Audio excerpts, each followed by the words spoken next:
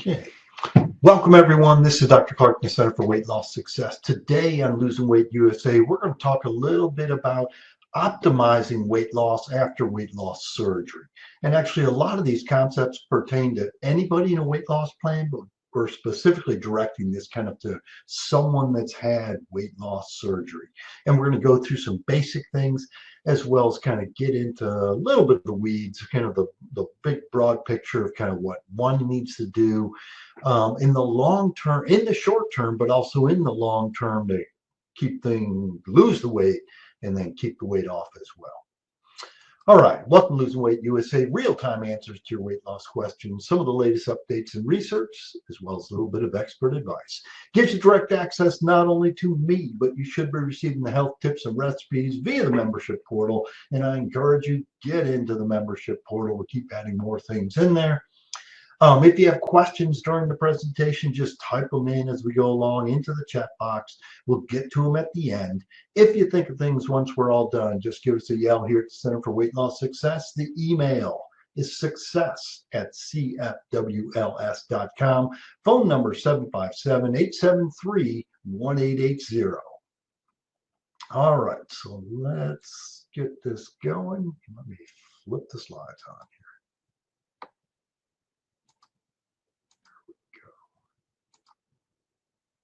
All right, very good. So I'm going to start out with some basics, though. Just okay, if you've had weight loss surgery, thinking of had weight loss surgery, you're going to go through a typical routine post-operatively. And typically the dietary changes right after surgery, they're pretty similar no matter what program you go through, wherever you are in the country. With these post-op diets, typically you're going to be on a liquid diet for a period of time. It's often about 2 weeks or so. And you get kind of on a mushed up diet or pureed diet, whatever you want to call it. You're on that for a few weeks or so, and then finally transitioning to real food.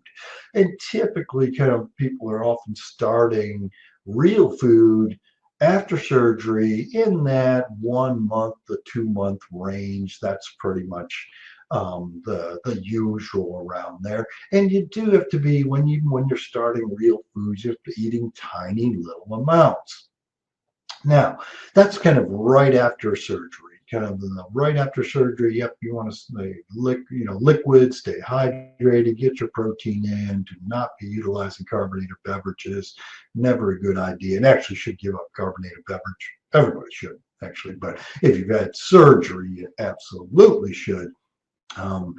Long term, kind of once you've got through that initial healing process and you're kind of back to being able to do just about anything you want to do, and that's usually in a month to 2 months after surgery. Kind of where we're going long term is kind of the eating plan. And I like people to have kind of this thought process or this mental kind of overview of the whole thing, what I'll call the concept of eating. The concept of eating needs to be, how little can I eat and be satisfied? Not how much can I cram in there. The difference between those two statements, how little can I eat and be satisfied, versus how much can I cram in there, is about 25%. Right? And in the long run, it's going to matter a lot. So in the long run, when people sit down and eating, I like to have kind of think, small plate size. That's where you want to go. Small plate size. Think protein first, then filling in with colorful vegetable and salad stuff. And in the long run, kind of having that 2 to 3 meals a day. That's where we want to go. If someone has taught you that, hey, you need to be eating multiple meals throughout the day in the long term, it's probably not going to work real well for you. That may be true right after surgery when you can only eat tiny little amounts that you may have to spread the food out for a while. But long term should be 2 to 3 meals a day. That's it. If you're eating multiple times throughout the day, typically you're going to find you're not going to do as well as you would really like to. All right. Now, before we dive into kind of how do you get to that, hey, I'm really flying along here post-surgery, is I'm going to give you a few what I call opinions. And these opinions are based on literally, I've been doing this for 30 years, over 6,000 surgical patients. And this is what I've kind of come up with. So these are my opinions. I'll give you that.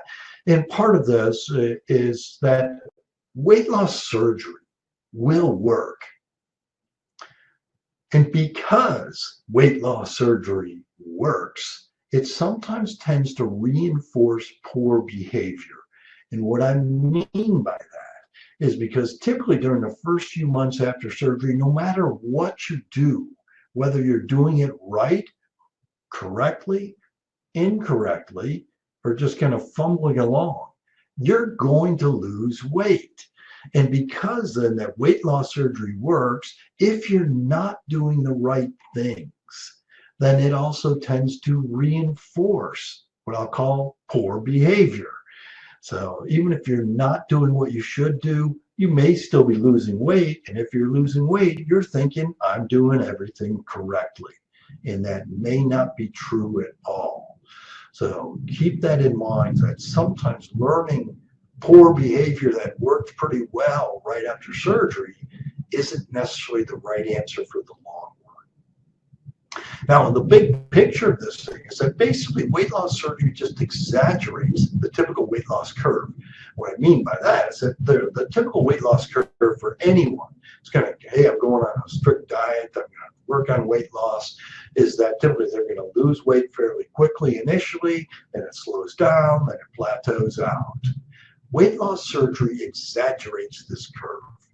You're going to lose weight, hey, really quickly for a longer period of time, then it's going to slow down over a longer period of time, then it's going to be plateau out over a longer period of time, and then you may be heading the other direction again over a longer period of time. So weight loss surgery exaggerates the typical weight loss curve.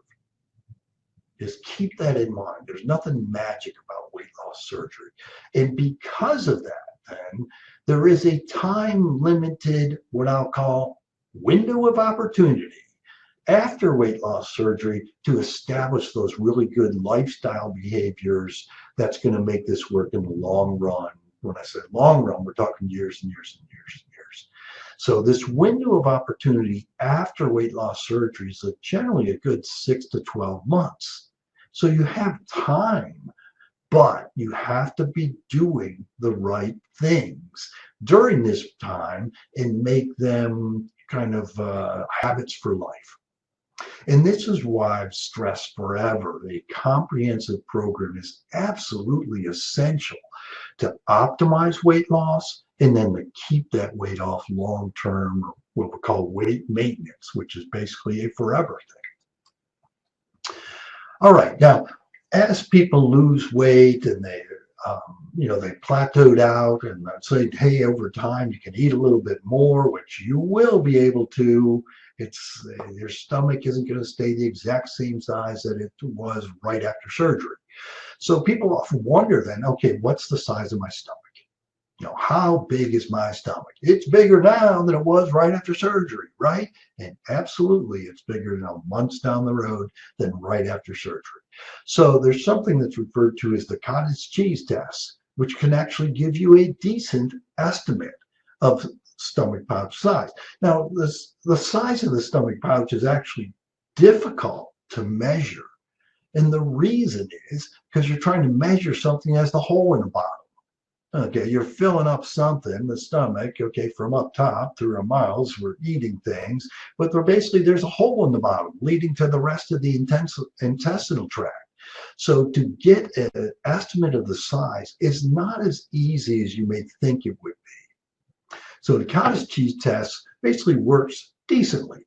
And what it is, so cottage cheese basically is thick enough, sticky enough that it doesn't just fall through. And something that's liquid is basically just going to run right through. So it has to be something that's sticky enough that'll stick together there and not just fall through, but also kind of soft enough to fill the nooks and crannies. Okay? And so it's used to estimate the stomach pouch size. And for kind of best results, and do this 3 or 4 times over a couple week or so, a week or so period. And I encourage people, do it at your best time for eating. Most people do, especially after surgery, have a better time for eating. For some people, maybe in the morning. For most people, it tends to be later in the day, not in the morning. But what you do is basically you have a container of cottage cheese, and you open that container. You eat as much as you're comfortable eating in about 5 to 10 minutes. Stop when you're comfortably satisfied. The amount that you ate, okay, is about the size of your gastric pouch. Now, if you were to say, well, gee, how much can I eat in a half hour? Well, basically, the stuff's starting to go through. But if it's about 5 to 10 minutes, it's sticky enough. It typically is going to fill that little stomach and kind of fill the nooks and crannies, and that'll be about the size of your stomach. It's not perfect, and that's why I encourage people do it a number of times and average them together. And that's about the size of your stomach pouch.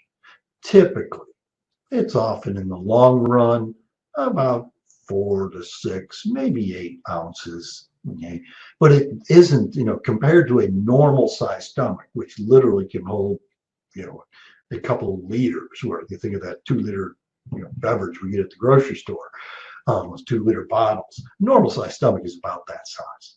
Okay, so kind of we're talking about a much smaller stomach. No matter what operation you've had, you're going to have a much smaller stomach than you did to begin with. All right. So just kind of, there's some little tidbits kind of help you kind of along there. So how to beat the pouch then? And this is something I encourage people to know, but to not do. Okay. So these are kind of reasons that will stop weight loss. So when people start saying, why am I plateauing? Why am I not losing as much weight as I think I should be losing? And they can actually ultimately lead to weight regain. So these are things you should not do unless you want to regain weight. Okay? So what are these things that you should not do? What I call how to beat the pouch. Okay? Liquid or soft, high-calorie meals. Liquids go through the stomach really easily. It's like how much liquid goes through a pipe or hose, big round as your thumb. Okay, a lot, and it goes through really easily. So liquid or soft calories is a really easy way to kind of beat this. You can get all kinds of calories in, liquid or soft calories. Or calorie liquids between meals. I mentioned at the beginning, kind of, 2 or 3 meals is what we're going for in the long run. Or frequent meals are referred to as grazing. Okay? Animals graze, cows graze, everybody else shouldn't. So humans, we should not graze. Frequent meals has never been a good weight loss plan. Or a similar thing is kind of eating meals over an extended period of time. It's like, I ate my meal. It took me an hour and a half to do it. It's like, well, why? Well, don't, just once you're full, stop eating. Be done. Okay? You'll get enough in. Okay? So eating meals over an extended period of time, or I'll pick at this later.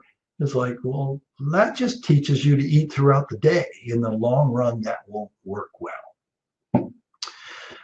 Another one is drinking liquids with meals, which then washes the food through. So it enhances gastric emptying. So typically we encourage people, separate eating and drinking. The whole point of separating eating and drinking is so that you're not washing the food through. If you're washing the food through, basically 2 things happen. One, if you're washing food through, you can eat more at any one sitting. And number 2 is, if you're washing food through, you're going to get hungry again a lot sooner. And that kind of also goes along with drinking liquids right away, right after you've finished eating.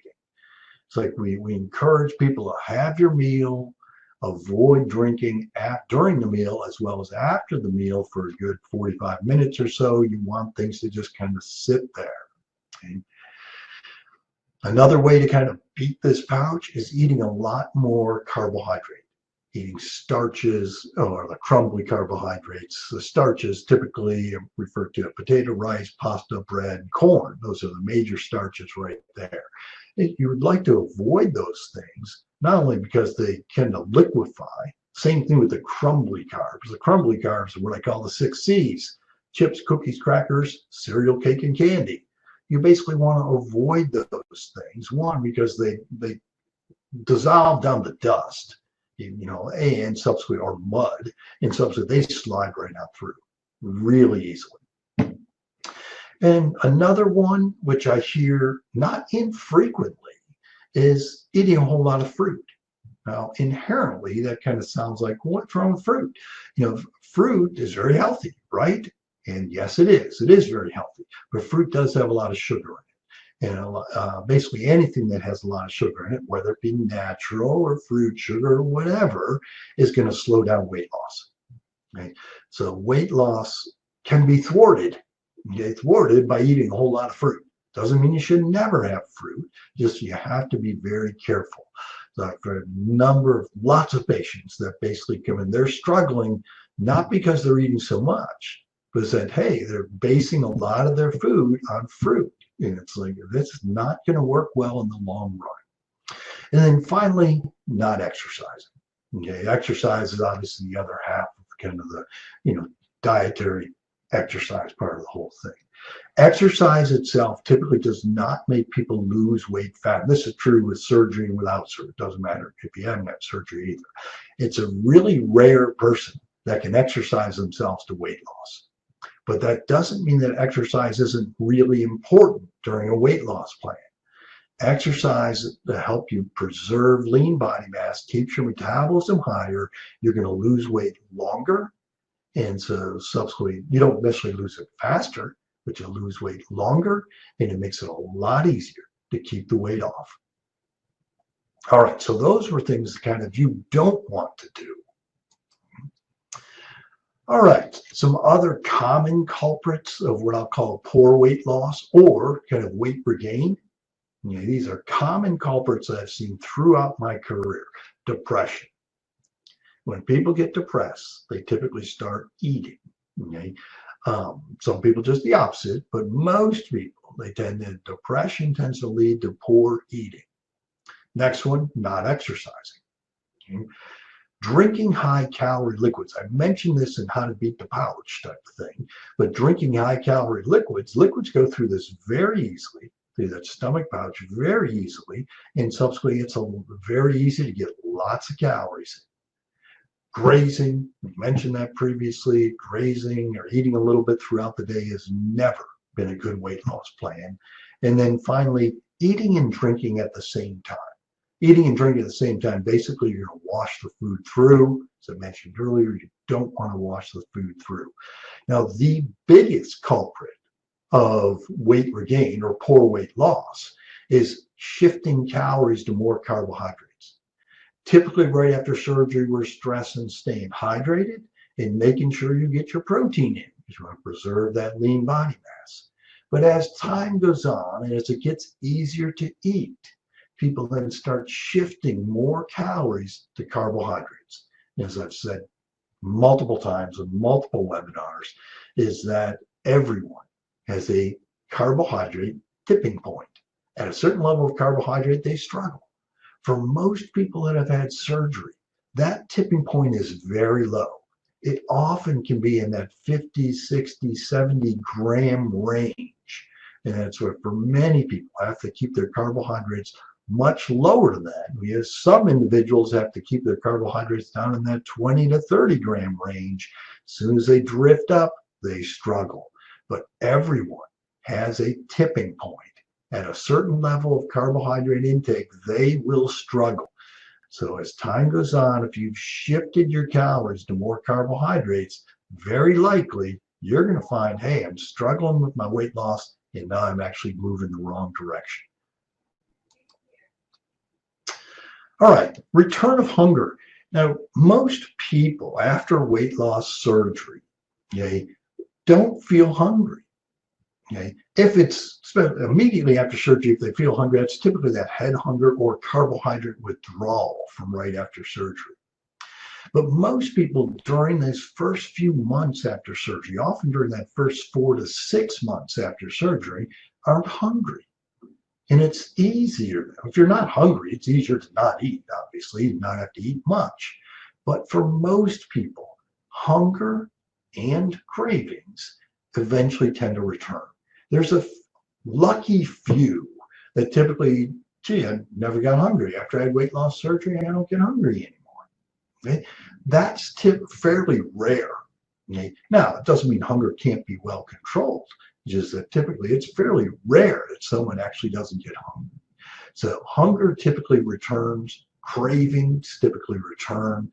Now, as it starts to return, one thing that can really help alleviate hunger and prevent snacking when it's not time to eat is something called water loading.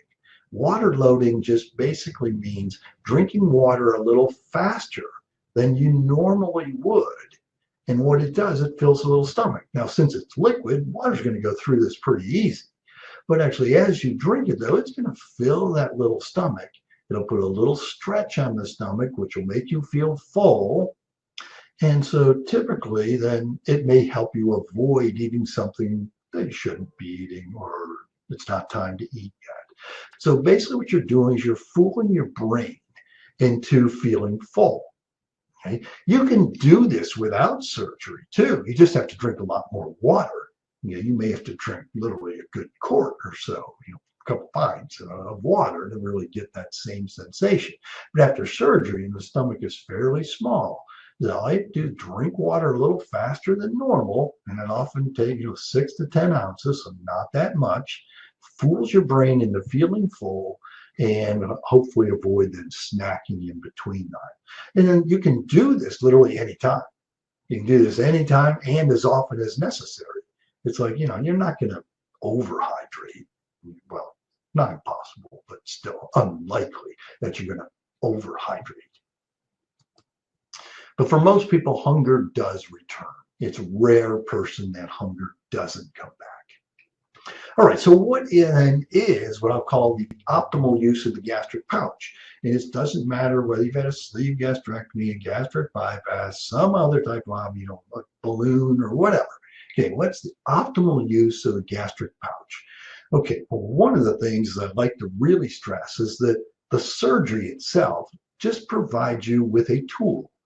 It's a very powerful tool, but just like any tool in the world, hand tool, power tool, whatever time, is that you have to learn how to use it. And then you have to practice what you learn. And the more we practice, we get better. Okay? And that's true after surgery too. The concept is very easy. Okay. Same thing with, shooting a free throw basketball.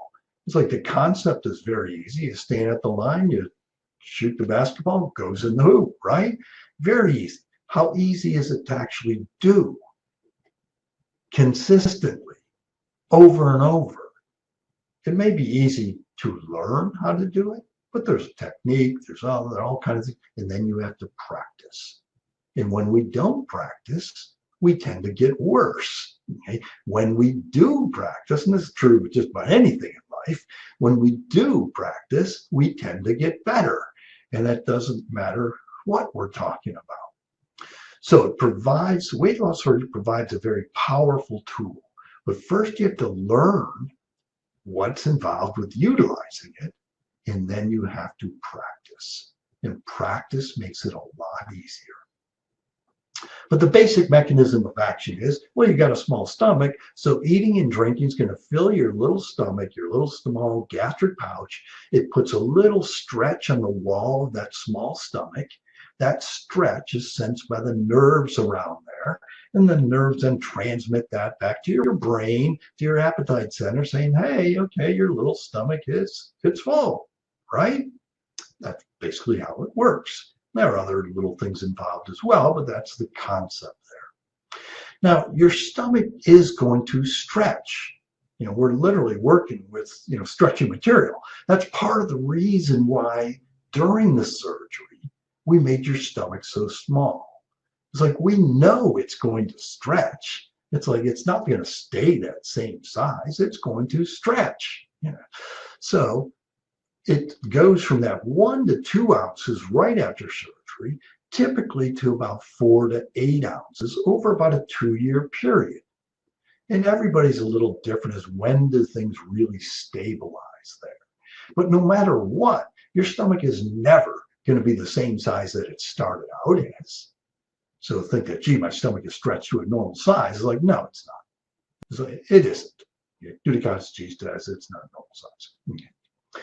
So success, where I'm going with this whole slide here, is success after weight loss surgery is most dependent on how you use your stomach pouch, not on the actual size of the stomach pouch.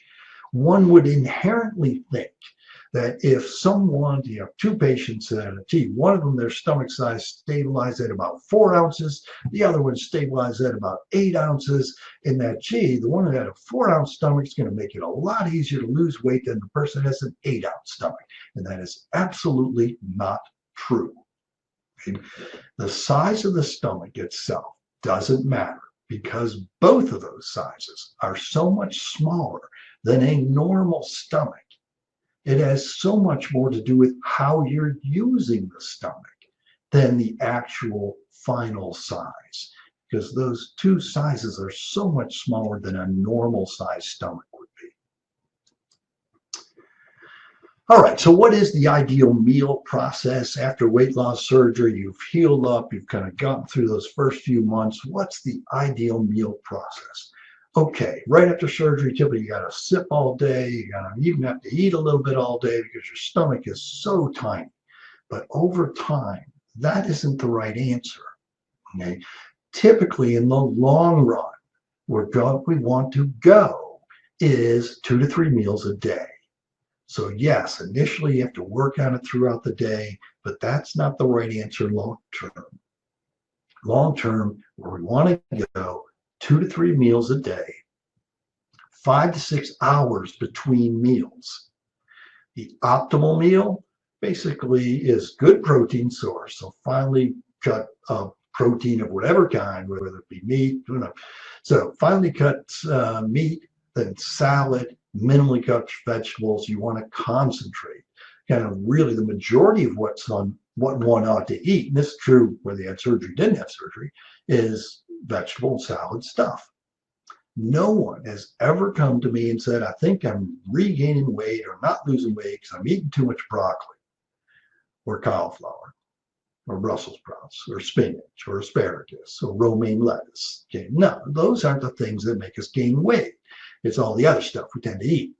Right? So the majority of what we ought to eat is, I encourage people to have good protein source, vegetable salad stuff right there. That's what we ought to eat. That's the core of the eating plan right there. Not in the core, don't eat it. The amount of time to eat shouldn't be hours. It's not like we should spread this meal over an extended period of time, because no, as we eat, again, the stomach is slowly emptying. So we want to kind of eat and fill that little stomach and be done. So take meals over 15 to 20 minutes. Don't drink liquids for a good 45 minutes after your meal, and actually stop drinking liquids about 15 minutes or so before you have your meal. The point there is you stop drinking liquids before your meal, so you want that little stomach to empty. You want the liquids to be empty, so it's kind of dry down there, so to speak. So you want that little stomach empty, so when you put your food in, you have your food there, and it's going to sit there for a while. So don't drink a good 45 minutes or so after the meal. Then kind of slowly start drinking liquids and progressively accelerate the liquids using that water loading concept. If you feel like, hey, I need something in between meals, maybe you just need water. Our brains mix up hunger and thirst. And so sometimes when we're hungry, we may actually be thirsty. And just going to push the water first. First thing, think water first, hydration. So progressively in between meals, you drink more and more up to that 15 minutes before the next meal. But it's time for you to eat again. Stop about 15 minutes before that next meal, then have your meal again.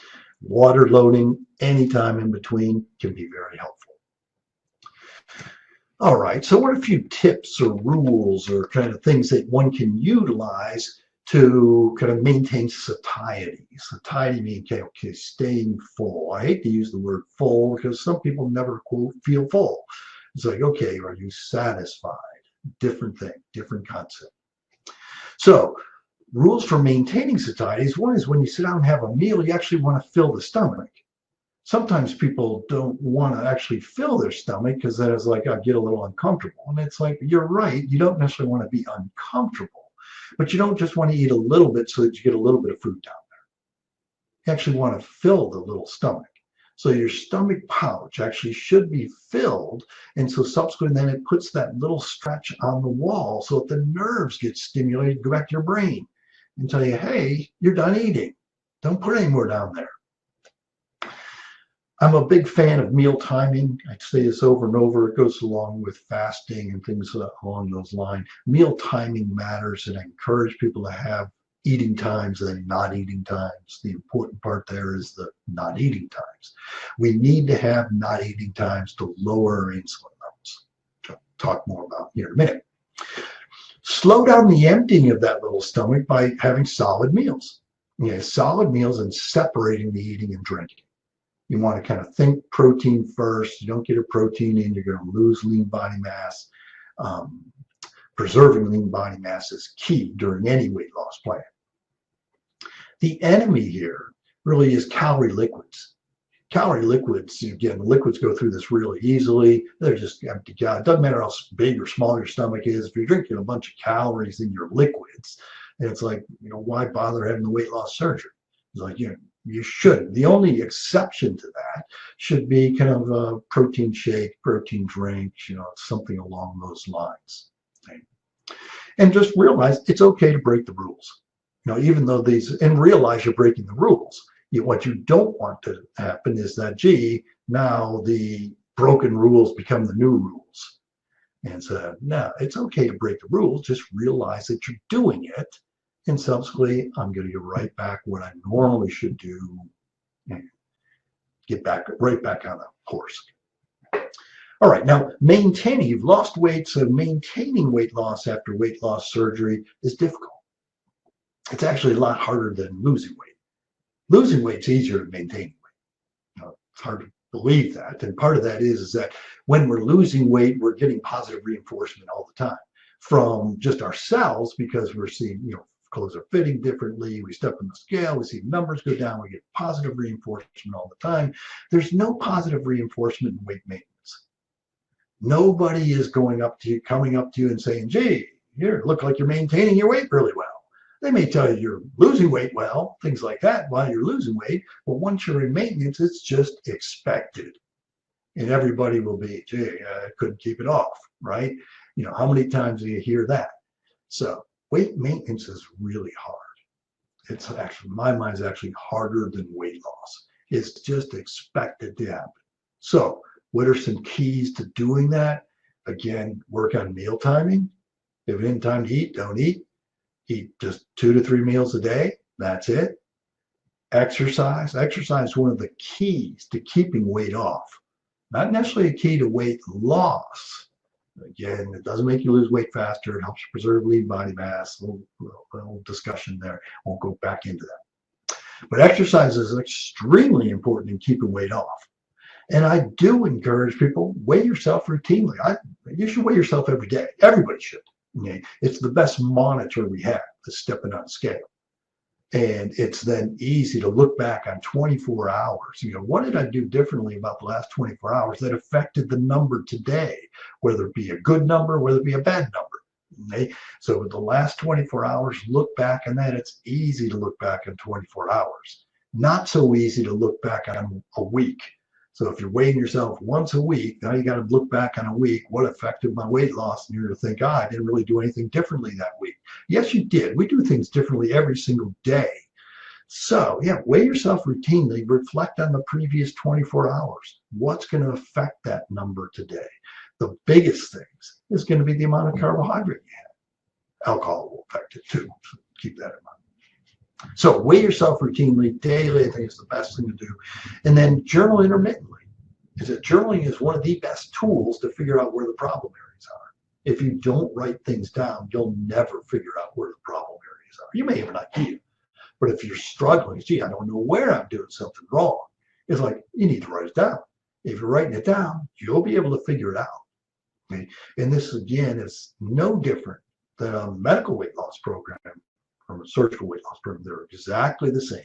This concepts have to be exactly the same. All right, so what are some keys then to successful weight loss and then long-term weight control? Again, this actually is pertinent for surgery, non-surgery patients. Okay, eating. Obviously, we have to eat to survive. Okay, eating. Plan your meals. Think protein first. Fill in with vegetable salad stuff. Again, back to that original mantra I said at the beginning, how little can I eat and be satisfied? Not how much can I cram in there. That's the eating side. So plan, how little can I eat? Drinking. Avoid drinking with meals. 8 glasses of water is a great idea for any weight loss plan. Okay? So 8 glasses of water a day, stay hydrated, push the water. I always encourage that for multiple reasons, not just the hydration, but just it tends to help keep you full too. Vitamins. Take them forever. Take them daily, forever. Most people, they need, good multivitamin. Then depending on what surgery you had, you may need other extras. If you've had, sleeve gastrectomy where your anatomy is normal, then you need very likely multivitamin and extra vitamin D. Okay. If you had a gastric bypass, you need extra B vitamin, potentially extra iron. There are a few other things that may be thrown in there.